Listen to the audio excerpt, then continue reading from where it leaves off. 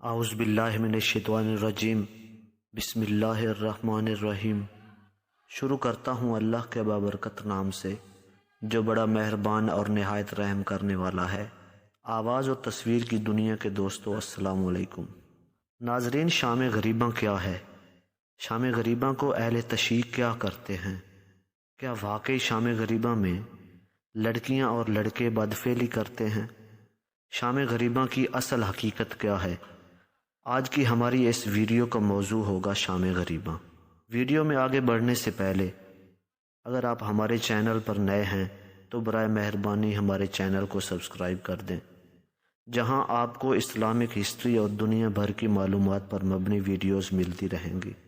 دراصل شام غریباں اس شام کو کہتے ہیں جو واقعہ کربلا کے بعد پہلی شام تھی۔ اس شام کو یزیدی فوج نے شہدائے کربلا کی لاشوں کی بے حرمتی کی اور ان پر گھوڑے دوڑائے گئے۔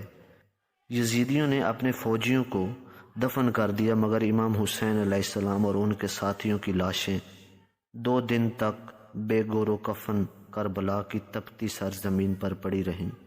پھر تیسرے دن بنو اسد کے قبیلے والوں نے ان کا نماز جنازہ پڑھ کر انہیں دفن کیا۔ اہل بیت کی پاک بیبیوں کو سرے عام بازاروں میں پھرایا گیا اور ان کے سروں سے ان کی پاک ردائیں اتار لی گئیں۔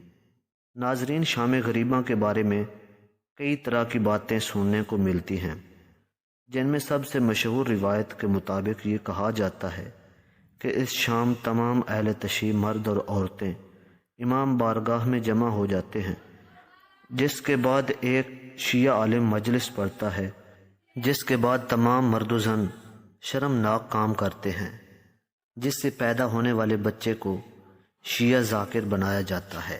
مگر یہ ایک انتہائی غلیظ بہتان ہے۔ جی بالکل، یہ تمام باتیں من گھڑت اور فضول ہیں، ان کا حقیقت سے کوئی تعلق نہیں۔ اصل میں ہوتا کچھ یوں ہے کہ اہل تشیع اس رات اندھیرا کر کے مجلس شام غریباں میں اس اندھیرے کو یاد کیا جاتا ہے جو اہل بیت اطہار پر گزرا۔ ناظرین، یزیدی فوجیوں نے عاشورہ کا سورج غروب ہوتے ہی بیبیوں کے خیموں کو جلا دیا۔ لفظ غریب کا ایک معنی وطن سے دور ہونا ہے۔ بعض اوقات جو بے یار و مددگار اور اکیلا رہ گیا، اس کے لیے بھی لفظ غریب استعمال ہوتا ہے۔ شام غریباں بھی جو لوگ اپنوں سے دور اور بے یار و مددگار رہ گئے تھے، ان کے لیے استعمال ہوا ہے۔ ناظرین، مظفر الدین شاہ کی حکومت سے پہلے سوگ کی یہ رات تہران میں مرسوم نہ تھی، اور شام غریباں کا نوحہ ترکی کی زبان میں ہے۔ اس لیے ممکن یہ ہے کہ یہ عزاداری کی رسم مظفر الدین کے زمانے میں ترک فوج کی وجہ سے تہران میں شروع ہوئی، یعنی اس مجلس کی ابتدا تہران سے ہوئی، اور شام غریباں کی بہت بڑی مجلس اہل ترک کی مسجد شیخ عبد الحسین میں منائی جاتی ہے۔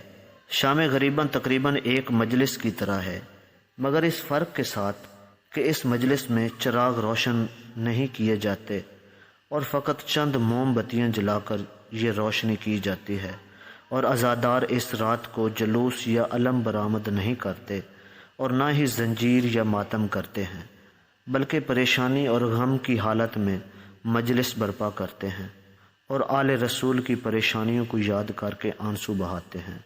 ناظرین، در حقیقت شام غریباں غم کی انتہا کا نام ہے۔ ایک ایسی شام جب خاتم الانبیاء کا خاندان ذبح ہو چکا ہے۔ یہ اداسی اور بے بسی کی شام ہے۔ خاندان پیغمبر سے محبت کرنے والوں کے لیے رونے اور دشمنان پیغمبر کے خوش ہونے کی شام ہے۔ شام غریباں ایک ایسی شام ہے جس میں غم ہی غم ہیں، اور یہ محض ایک پروپیگنڈا ہے کہ اس شام لڑکیاں لڑکے کوئی غلط کام کرتے ہیں۔ ناظرین، جس مجلس کا موضوع امام حسین علیہ السلام پر گزری ہوئی وہ رات ہے جس میں بتایا جاتا ہے کہ کس طرح ان لعینوں نے اہل بیت اطہار کو شہید کیا، اس مجلس میں بھلا کوئی انسان ایسا غلط کام کیوں سوچے گا؟ شام غریباں میں دھیمی آواز میں نوحہ پڑھا جاتا ہے۔ کربلا میں اس رات کو وحشت کی رات بھی کہا جاتا ہے۔ ناظرین، شام غریباں کے بارے میں یہ محض من گھڑت کہانیاں ہیں جو کہ چند یزیدیوں نے مشہور کر دیں، مگر حقیقت سے اس کا کوئی تعلق نہیں ہے۔